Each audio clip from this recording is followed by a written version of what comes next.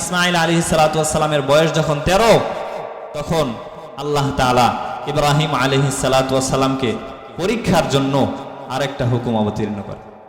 আল্লাহ তাআলা বলেন, ফালাম্মা বালাগা মাআহু সায়া ক্বালা ইন্নী আরা ফিল মানামি আন্নী আযবাহুকা ফানজুর মাযা তারা ক্বালা ইয়া আবাতি ফাআল মা তু'মারু সাতাজিদুনি ইনশাআল্লাহু মিনাস সাবিরিন। বয়স যখন 13, তো আল্লাহ তাআলা ইব্রাহিম আলাইহিস সালাতু ওয়াস সালামকে পরীক্ষার জন্য আরেকটা হুকুম, আরেকটা পরীক্ষা ইব্রাহিম আলাইহিস সালাতু ওয়াস সালামের জন্য আল্লাহ তাআলা নিয়ে আসলেন। ইব্রাহিম আলাইহিস সালাতু ওয়াস সালাম গল্প স্বল্প করার পর, একটু সময় দেওয়ার পরে, অনেকদিন পর যেহেতু আসছে, সময় দেওয়ার পরে সন্তানকে বলল, বাবা চলো আমরা একটু বাইরে যাই।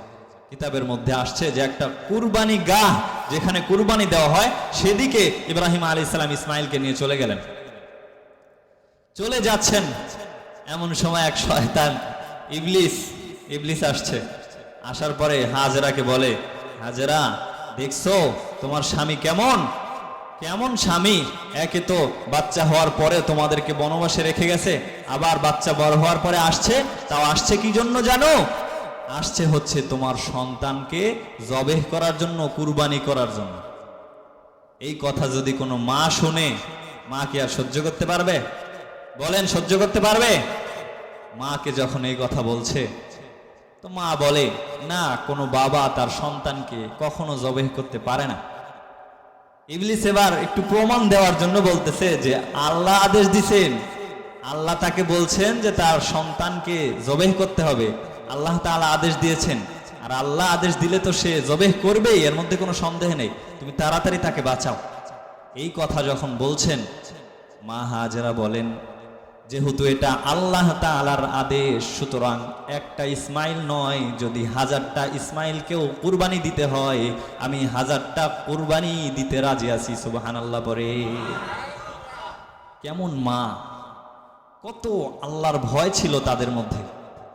বলে, একটা ইসমাইল নয়, যেহেতু আল্লাহর আদেশ, আল্লাহ যদি 1000 বার বলেন, আমি 1000টা ইসমাইলকে আল্লাহর রাস্তায় কুরবানি দিতে রাজি আছি। সুবহানাল্লাহ পড়েন। আলহামদুলিল্লাহ,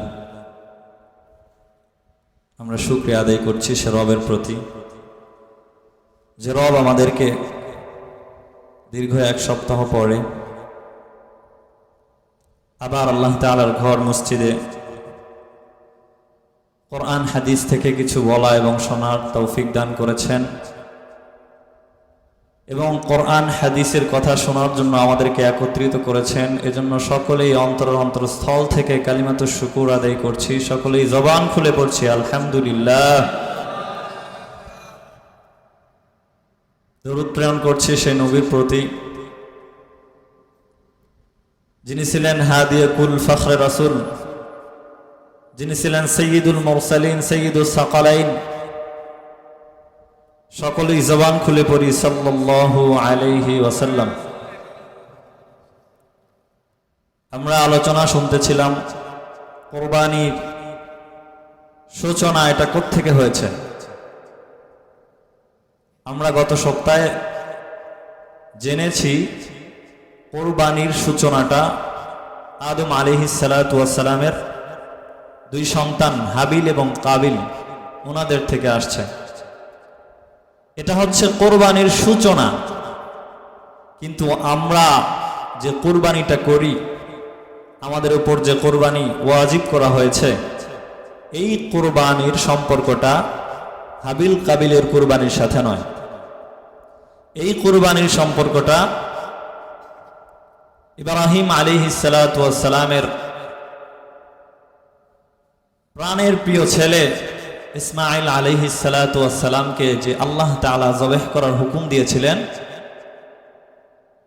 ওই ঘটনার সাথে আমাদের কুরবানি করা সম্পৃক্ত। আপনারা জানেন, ইব্রাহিম আলাইহিস সালাতু ওয়াস সালাম তিনি প্রায় ওনার জীবনটাই সন্তান ছাড়া কাটিয়ে দিয়েছিলেন। ওনার সন্তান ছিল না, অনেক পরে সন্তান হয়েছে। ইব্রাহিম আলাইহিস সালাতু ওয়াস সালাম প্রায় জীবনের হায়াতটাই সন্তানবিহীন কাটায় দিছেন।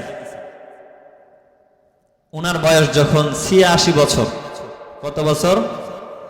৮৬ বছর। ওই সময় উনি আল্লাহ তাআলাকে বলেন, আল্লাহ আপনি আমাকে একটা নেক সন্তান দান করুন। বয়স কত? ৮৬ বছর। ইব্রাহিম আলাইহিস সালাতু ওয়াস সালাম আল্লাহ তাআলাকে বলেন, রব্বি হাবলি মিনাস সালিহিন।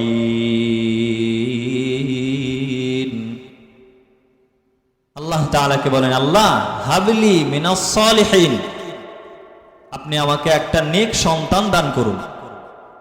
৮৬ বছর বয়সে আল্লাহ তাআলার কাছে সন্তান চাইতেছে। পরবর্তীতে আল্লাহ তাআলা দোয়া কবুল করলেন। আল্লাহ তাআলা সুসংবাদ দিলেন, ফাবাশশারনাহু বিগুলামিন হালিম। আল্লাহ তাআলা সুসংবাদ দিয়ে জানায় দিলেন, ফাবাশশারনাহু বিগুলামিন হালিম। আল্লাহ বললেন যে আমি আপনাকে সুসংবাদ দিতেছি এই বয়সে একটা সহনশীল, বুর্দবার, একটা ধৈর্যশীল সন্তানের। সুবহানাল্লাহ বলেন। বয়স কত? ৮৬ বছর। আপনাদের এলাকায় এমন কোন পেহেলওয়ান, কোন পুরুষ আছে নাকি যে ৮৬ বছরে বাচ্চা হয়েছে? আছে? ভাবাই যায় না। আমাদের যুবক ভাইদের থেকে তো আশাই করা যায় না, ৩০-৪০ বছরেই শেষ। কিন্তু আগের যারা বৃদ্ধ বয়স্ক লোকেরা আছে, আমি মনে করি এখনকার যুবকদের থেকে ওই বৃদ্ধ বাবাদের পাওয়ার বেশি, ঠিক কিনা বলেন? কেন? অনেক কারণ আছে। তার মধ্যে থেকে আমার মনে হয় বিশেষ যে কারণ, সেটা হচ্ছে এই মোবাইল নামক গজব। কথা বলেন ঠিক কিনা? এই মোবাইল নামক গজব আর ইন্টারনেট সাথে আছে। যুবকরা ঢুকে গেছে পর্নোগ্রাফির মধ্যে। যৌবন শেষ, জীবন শেষ, মাথার ব্রেন শেষ, লেখাপড়া শেষ, সব শেষ, জীবনটাই শেষ। এজন্য যুবকদের থেকে আর ৮৬ কেন, ৪০-এর পরে আর আশা করা যায় না। আল্লাহ রসুল সাল্লাল্লাহু আলাইহি ওয়াসাল্লাম বলেছেন, যুবক ভাই শোনেন, আল্লাহ রসুল বলেছেন, নাকিহুল ইয়াদি মালউন।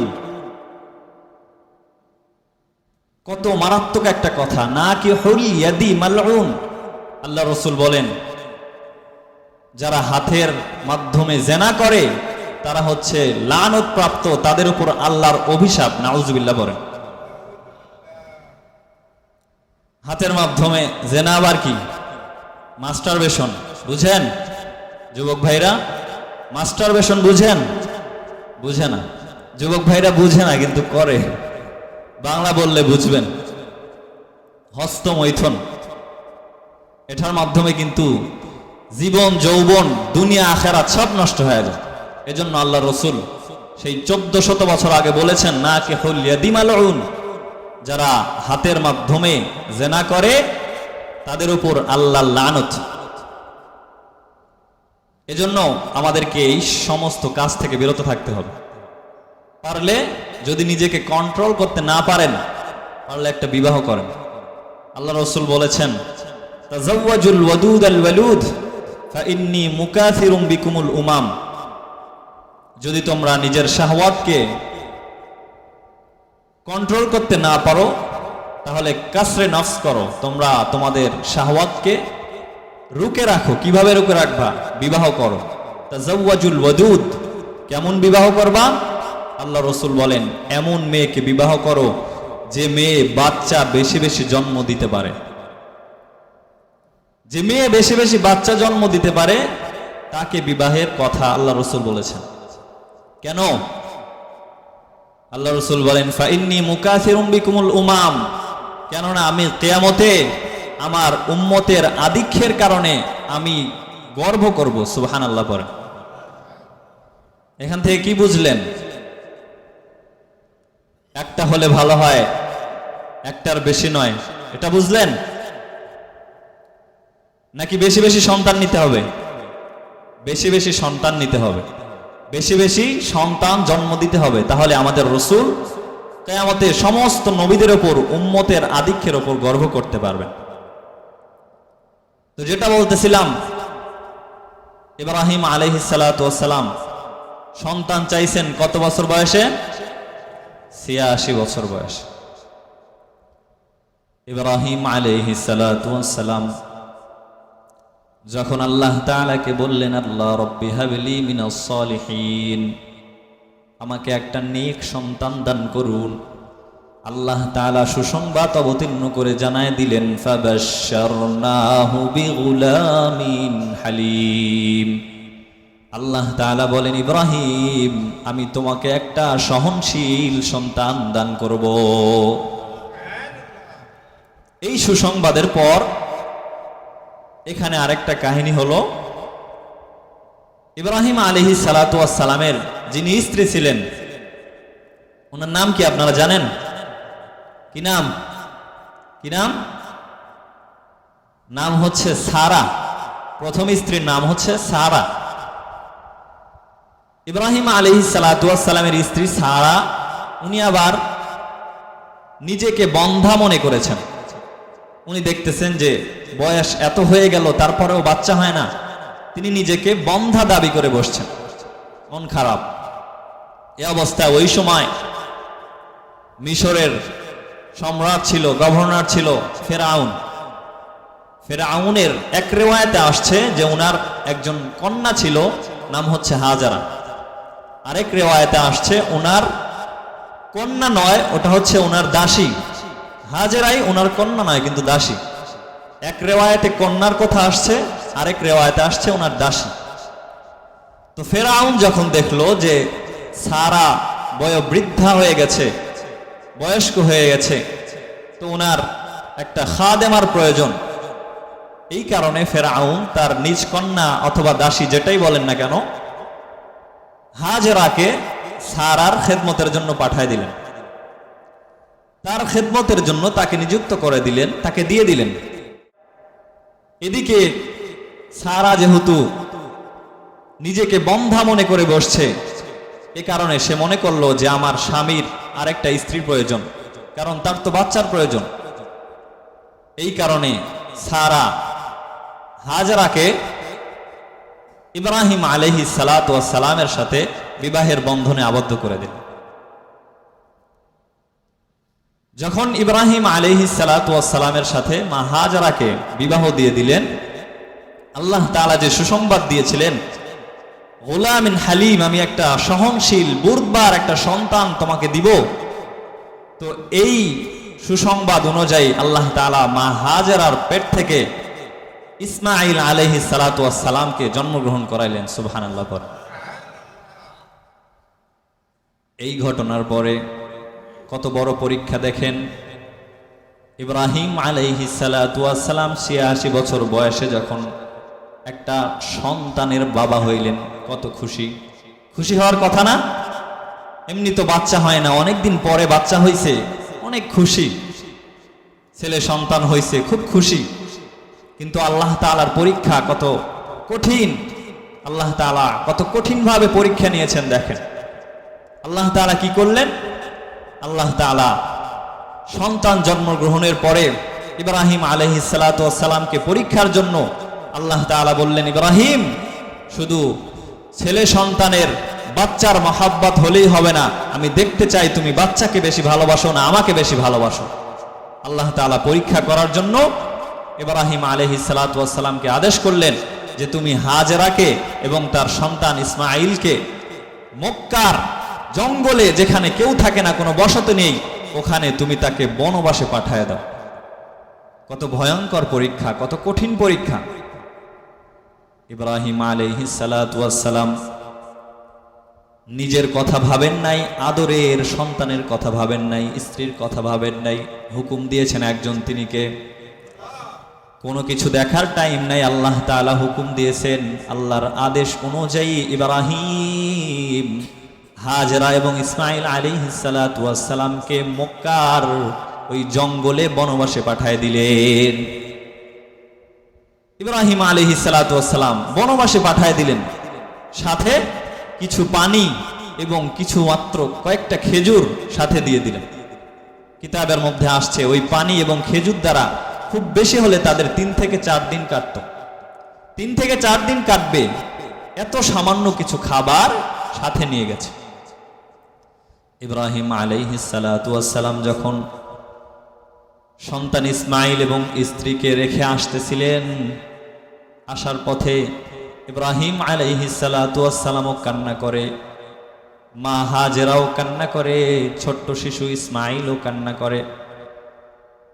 হাজেরা বলেন, স্বামী আপনি আমাকে রেখে চলে যাচ্ছেন, খাবারের মতো তো কিছু নেই, পানি যে পান করব মাত্র কিছু পানি আছে, এই পানিটাও তো কিছুক্ষণ পরে শেষ হয়ে যাবে, কিভাবে বাঁচব? মা হাজেরা ইব্রাহিম আলাইহিস সালাতু ওয়াস সালামকে বলেন, স্বামী আপনি যে আমাদেরকে এখানে রেখে যাচ্ছেন, এটা কি আপনার পক্ষ থেকে নাকি আল্লাহর পক্ষ থেকে? ইব্রাহিম আলাইহিস সালাতু ওয়াস সালাম বলেন, এটা আমার পক্ষ থেকে নয়, বরং আল্লাহ তাআলার হুকুম। আল্লাহ তাআলা আদেশ দিয়েছেন, এই কারণে আমি তোমাদেরকে এখানে রেখে যাচ্ছি। যখন শুনছে যে আল্লাহর আদেশ, আর কোনো কথা নেই, মেনে নিয়েছেন, কারণ আদেশ দিয়েছেন একজন, তিনি কে? আল্লাহ। যখন মা হাজেরা এবং ইসমাইল আলাইহিস সালাতু ওয়াস সালামকে রেখে ইব্রাহিম আলাইহিস সালাম আসতেছিলেন, কিতাবের মধ্যে লিখছেন যে আসতেছিলেন আর পিছনে ফিরে দেখতেছিলেন, স্ত্রীর দিকে তাকাইতেছিলেন। আসতে আসতে ওই সময় একটা দোয়া পড়তেছেন, কোরআনের মধ্যে আসছে, আল্লাহ তাআলা বলেন, রব্বি ইন্নী আসকাতু মিন যুররিয়াতি বিওয়াদিন গায়রি যী যারইন ইনদা বাইতিকাল মুহাররম রব্বানা লিয়ুকিমুস সালাতা ফাজআল আফইদাতাম মিনান নাসি তাহবি ইলাইহিম ওয়ারযুকহুম মিনাস সামারাতি লাআল্লাহুম ইয়াশকুরুন।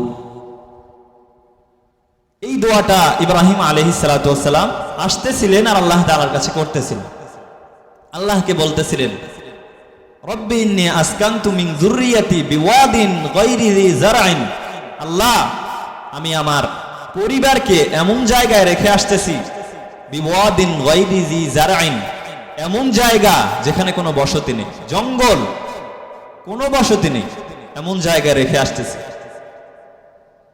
বাইতিকাল মুহাররম, যে জায়গাটা ছিল মসজিদে হারামের পাশে, লিউকিমাস সালাহ ফাজআল আফইদাতাম মিনান নাস তাহবি ইলাইহিম ওয়ারযুকহুম, আল্লাহকে বলতেছেন, আল্লাহ এত ভয়ঙ্কর একটা জায়গায় রেখে যাইতেছি, আপনি তাদেরকে দেখে রাখেন, এখানে আপনি বসতি তৈরি করে দিয়েন, ওয়ারযুকহুম এবং তাদের জন্য রিজিকের ব্যবস্থা করে দিয়েন, মিনাস সামারাত বিভিন্ন রকম ফল থেকে। এই দোয়াটা আল্লাহ তাআলা করছে, আল্লাহ তাআলার কাছে করছে। শেষে কোরআনের মধ্যে আসছে, লাআল্লাহুম ইয়াশকুরুন, আল্লাহ আপনি যদি তাদের জন্য রিজিকের ব্যবস্থা করে দেন, তাদের থাকার বসতি করে দেন, তাদের জন্য বিভিন্ন রকম ফল ফলাদি দেন, লাআল্লাহুম ইয়াশকুরুন, তাহলে তারা আপনার শুকরগুজার করবে, আপনার কৃতজ্ঞতা জ্ঞাপন করবে। এই দোয়াটা যখন করছেন তো আল্লাহ তাআলা দোয়া কবুল করে নিয়েছেন। কিছুদিন পর ইসমাইল আলাইহিস সালাতু ওয়াস সালাম একটু বড় হয়েছেন, কিছু বড় হয়েছেন, হয়তো হাঁটা শিখছেন, এমন সময় যে খাবারগুলো নিয়ে গেছেন, খাবার তো কয়েকদিনের মধ্যেই শেষ, কি খাবে, পানি কি খাবে, কোনো কিছু নেই। ইব্রাহিম আলাইহিস সালাতু ওয়াস সালামের ওই আদরের সন্তান ইসমাইল আলাইহিস সালাম কান্নাকাটি শুরু করে দিয়েছে। সন্তান যখন কান্না করছে, সন্তানের কান্না দেখলে মা আর সহ্য করতে পারে? মা সহ্য করতে পারেনি, মাও কান্নাকাটি শুরু করছে। এক পর্যায়ে সন্তানও কান্নাকাটি করে, মাও কান্নাকাটি করে। কান্নাকাটি করতে করতে খাবারের ক্ষুধায় কি খাবার দিবে সন্তানকে, কারণ মা না খাইলে তো মায়ের বুকে দুধ আসবে না, সন্তানকে কি খাবার দিবে? মা হাজেরা ইসমাইল আলাইহিস সালাতু ওয়াস সালামকে কোল থেকে নামিয়ে সফা এবং মারওয়া এর মাঝখানে ইসমাইল আলাইহিস সালাতু ওয়াস সালামকে রেখে মা হাজেরা পানির জন্য একবার সফায় দৌড়িয়ে আসে, আরেকবার মারওয়ায় দৌড়িয়ে আসে। আল্লাহ তাআলা কোরআনের মধ্যে বলেন, ইন্নাস সফা ওয়াল মারওয়াতা মিন শাআইরিল্লাহ। মা হাজেরা যে সন্তানকে নিয়ে খাবারের জন্য দৌড়াদৌড়ি করছেন, পাগলের মতো একবার সফায় আসে একবার মারওয়ায় আসে, এই দৌড়াদৌড়িটা আল্লাহর কাছে এতই পছন্দ হয়েছে, আল্লাহ কোরআনে আয়াত নাজিল করছেন। আল্লাহ বলেন, ইন্না সফা ওয়াল মারওয়াতা মিন শাআইরিল্লাহ, নিশ্চয়ই সফা এবং মারওয়া এটা আল্লাহ তাআলার নিদর্শনের মধ্যে থেকে একটা নিদর্শন। সুবহানাল্লাহ বলেন। এই স্থানটা এত দামি হয়ে গেছে যে হাজিরা হজ করতে গেলে ওখানে 7 চক্কর না দিলে হজই হয় না, ঠিক কিনা? এত দামি হয়ে গেছে। এভাবে যখন মা হাজেরা দৌড়াদৌড়ি করতেছিলেন সাফা এবং মারওয়ায়, এই দৌড়াদৌড়ি করাটা আল্লাহ তাআলা আর সহ্য করতে পারেন না। আল্লাহ তাআলা জিবরাইল আলাইহিস সালাতু ওয়াস সালামকে আদেশ দিয়েছেন, জিবরাইল যাও, হাজেরা কি চায়, তার কি প্রয়োজন, তার প্রয়োজনটা তুমি গিয়ে মিটিয়ে দাও। জিবরাইল আলাইহিস সালাতু ওয়াস সালাম আল্লাহর আদেশে চলে আসছেন। আসার পরে কিতাবের মধ্যে আসছে, এক উঁচু জায়গায় দাঁড়িয়ে জিবরাইল আলাইহিস সালাতু ওয়াস সালাম মা হাজেরাকে বলেন, মানুষের আকৃতিতে আসছেন। আসার পরে মা হাজেরাকে বলেন যে তোমার কি প্রয়োজন, কেন দৌড়াদৌড়ি করছো, ছুটাছুটি করতেছো, কি লাগবে তোমার? হাজেরা বলেন যে আমার পানির প্রয়োজন, আমার সন্তান পানির পিপাসায় কাতর, তার পানির প্রয়োজন। এরপরে কিতাবের মধ্যে আসছে যে জিবরাইল আলাইহিস সালাম তার ডানার মাধ্যমে মাটিতে আঘাত করে, সেখান থেকে পানি উত্থিত হয়। সুবহানাল্লাহ পড়েন। পানি যখন বের হওয়া শুরু হয়েছে, মা হাজেরা খুব আনন্দিত, দৌড়ে এসে ওই পানি যেখানে বের হয়েছে তার নিজের ভাষায় বলছে জমজম, মানে থেমে যা, থেমে যা, পানি বের হচ্ছে। মা হাজেরা বলেন জমজম, জমজম, পানি থেমে যা, একটু আস্তে বের হ। এই কথা যখন বলছে নিজের ভাষায়, তো পানিটা আস্তে আস্তে বের হওয়া শুরু হয়েছে। মা হাজেরা খুশি হয়ে গেছেন, সেখান থেকে পানি পান করছেন, সন্তানকে পানি পান করাইছেন। সুবহানাল্লাহ পড়েন। এরপরে কি হলো? এভাবে পানি খেয়ে খেয়ে, পানি খেয়ে খেয়ে জীবন যাপন করতেছেন। পরবর্তীতে লোকজন যখন ব্যবসার উদ্দেশ্যে মক্কা থেকে সিরিয়ায় যায়, লোকজন যখন শামে ব্যবসার উদ্দেশ্যে যায়, তো তখন রাস্তার মধ্যে পানির পিপাসা লাগে কি লাগে না? অনেক সফর করলে পানির পিপাসা লাগে না? মরুভূমি এলাকা হেঁটে হেঁটে আসতেছে, পানির পিপাসা লাগার তো প্রয়োজনই আছে, পানির পিপাসা তো লাগবেই। তো ব্যবসায়িকরা বাণিজ্যিক সফরে যখন তারা মক্কা থেকে শামে সিরিয়ায় যাইতো, তখন তাদের পিপাসা লাগতো, তো ওই জায়গায় এসে তারা পানি তালাশ করত। যখন পানি তালাশ করত, তো মা হাজেরা বলতো যে পানি দিতে পারি, শর্ত আছে, এখানে বসতি করতে হবে, এখানে বাড়ি করতে হবে। সুবহানাল্লাহ পড়ে। তো পানি পেয়ে লোকজন, এমনি তো আরবে পানির খুব অভাব, এখনো পানির অভাব, পানি মিনারেল ওয়াটার, পানি ওরা সুন্দরভাবে পরিষ্কার করে পানি পান করায়, সমুদ্রের পানি ওরা খায়, ওখানে পানির খুব অভাব। তো মানুষ যখন দেখছে ওখানে পানি আছে, তো এই পানির কারণে তারা ওখানে বসতি স্থাপন করে বাড়ি করছে। সুবহানাল্লাহ পড়েন। এভাবে একটা, দুইটা, তিনটা করতে করতে পুরা এলাকায় বসতিতে ভরে গেছে। আল্লাহু আকবার বলেন। আল্লাহ। কারণ কি? কারণ ইব্রাহিম আলাইহিস সালাম দোয়া করছিলেন একজনের কাছে, তিনি কে? আল্লাহ। আল্লাহ দোয়া কবুল করে নিয়েছিলেন। এই কারণে এই জমজম পানির ওসিলায় ওখানে বসতি হয়ে গেছে। দেখেন জমজম পানি, এটা এত দামি, এত বরকতময় একটা পানি। বিজ্ঞানীরা বলেন, ওরা গবেষণা করছে, পৃথিবীর সব পানি গবেষণা করে দেখছে যে পৃথিবীর মধ্যে সবচাইতে বিশুদ্ধ পানি হচ্ছে এই জমজমের পানি। সুবহানাল্লাহ বলেন। মুফাসসিরিন একরাম বলেন, জমজমের পানি কেউ যদি পান করে তাহলে তার 3টা উপকার হবে। কয়টা উপকার? 3টা উপকার। 1 নাম্বার উপকার, পিপাসা যদি থাকে নিবারণ করে দিবেন একজন, তিনি কে? ক্ষুধা যদি থাকে নিবারণ করে দিবেন একজন, তিনি কে? যদি কোনো রোগ বালা ক্লান্তি থাকে তাহলে দূর করে দিবেন একজন, তিনি কে? আল্লাহ। জমজমের পানি খাওয়ার পরে কেউ যদি কোনো দোয়া করে কবুল করে নেন একজন, তিনি কে? আল্লাহ। এত বরকতময় একটা পানি কি কারণে হয়েছে? মুজাহাদার কারণে। নিজেকে সেভাবে গড়ে উঠাইছেন, নিজেকে আল্লাহর জন্য বিলীন করে দিয়েছেন, এ কারণে আল্লাহ খুশি হয়ে এত দামি করে দিয়েছেন। তো বলতেছিলাম পানি, জমজমের পানি বের হলো, এরপরে সেখান থেকে অল্প কিছু কিছু পানি খেয়ে খেয়ে জীবন যাপন করলেন। তারপরে সেখানে বসতি হয়ে গেল। বসতি হওয়ার পরে আল্লাহ তাআলা তায়েফ থেকে বিভিন্ন রকম ফল তাদের জন্য রিজিকের ব্যবস্থা শুরু করে দেন। সুবহানাল্লাহ বলেন। এভাবে দিন কেটে যায়। দিন কাটতে কাটতে কাটতে কাটতে এক পর্যায়ে ইসমাইল আলাইহিস সালাতু ওয়াস সালামের বয়স হয় 13 বছর। কত বছর? মুফাসসিরিন একরাম বলেন ওই সময় ইসমাইল আলাইহিস সালামের বয়স ছিল 13 বছর। তো বলতেছিলাম ইসমাইল আলাইহিস সালাতু ওয়াস সালামের বয়স যখন 13, তখন আল্লাহ তাআলা ইব্রাহিম আলাইহিস সালাতু ওয়াস সালামকে পরীক্ষার জন্য আরেকটা হুকুম অবতীর্ণ করে। আল্লাহ তাআলা বলেন, ফালাম্মা বালাগা মাআহু সায়া ক্বালা ইন্নী আরা ফিল মানামি আন্নী আযবাহুকা ফানজুর মাযা তারা ক্বালা ইয়া আবাতি ফাআল মা তু'মারু সাতাজিদুনি ইনশাআল্লাহু মিনাস সাবিরিন।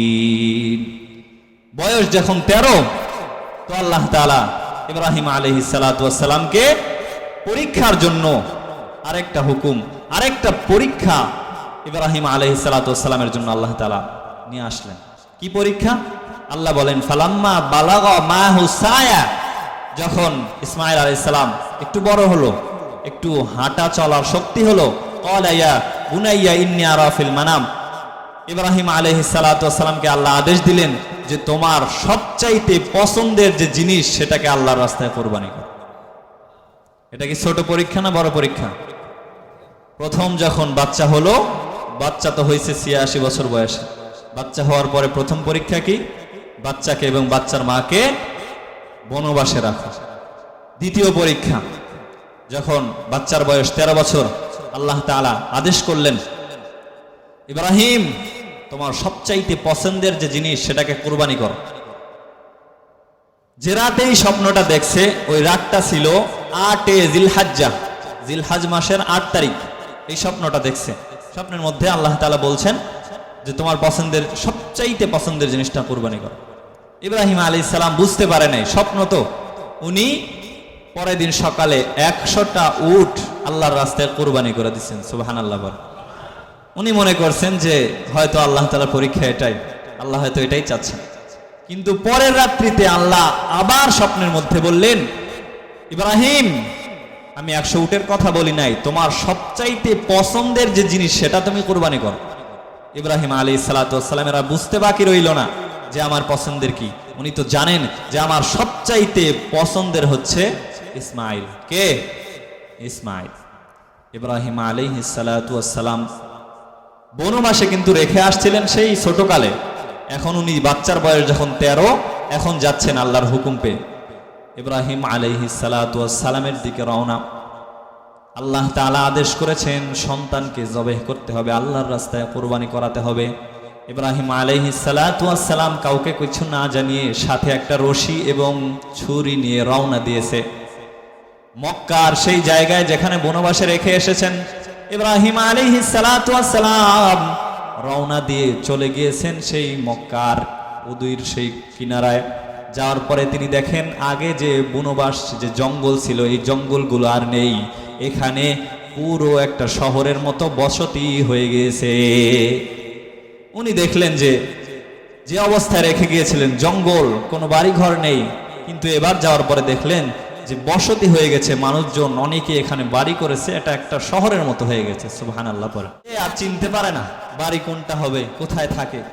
অনেক লোকজনকে জিজ্ঞাসা করলো, করার পরে খোঁজ পাইলো যে অমুক জায়গায় থাকে।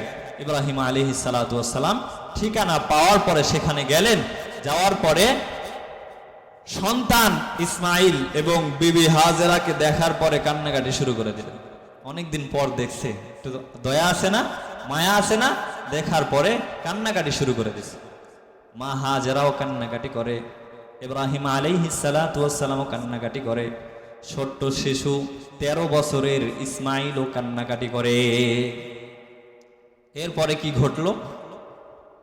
ইব্রাহিম আলাইহিস সালাতু ওয়াস সালাম গল্প স্বল্প করার পর একটু সময় দেওয়ার পরে, অনেকদিন পর যেহেতু আসছে, সময় দেওয়ার পরে সন্তানকে বলল, বাবা চলো আমরা একটু বাইরে যাই। কিতাবের মধ্যে আসছে যে একটা কুরবানি গাহ যেখানে কুরবানি দেওয়া হয় সেদিকে ইব্রাহিম আলাইহিস সালাম ইসমাইলকে নিয়ে চলে গেলেন। চলে যাচ্ছেন, এমন সময় এক শয়তান ইবলিস আসছে। আসার পরে হাজেরাকে বলে, হাজেরা দেখছো তোমার স্বামী কেমন? কেমন স্বামী, একে তো বাচ্চা হওয়ার পরে তোমাদেরকে বনবাসে রেখে গেছে, আবার বাচ্চা বড় হওয়ার পরে আসছে, তাও আসছে কি জন্য জানো? আসছে হচ্ছে তোমার সন্তানকে জবেহ করার জন্য, কুরবানি করার জন্য। এই কথা যদি কোনো মা শুনে, মা কি আর সহ্য করতে পারবে? বলেন, সহ্য করতে পারবে? মাকে যখন এই কথা বলছে, তো মা বলে না, কোনো বাবা তার সন্তানকে কখনো জবেহ করতে পারে না। ইবলিস এবার একটু প্রমাণ দেওয়ার জন্য বলতেছে যে আল্লাহ আদেশ দিছেন, আল্লাহ তাকে বলছেন যে তার সন্তানকে জবেহ করতে হবে, আল্লাহ তাআলা আদেশ দিয়েছেন, আর আল্লাহ আদেশ দিলে তো সে জবেহ করবেই, এর মধ্যে কোনো সন্দেহ নেই, তুমি তাড়াতাড়ি তাকে বাঁচাও।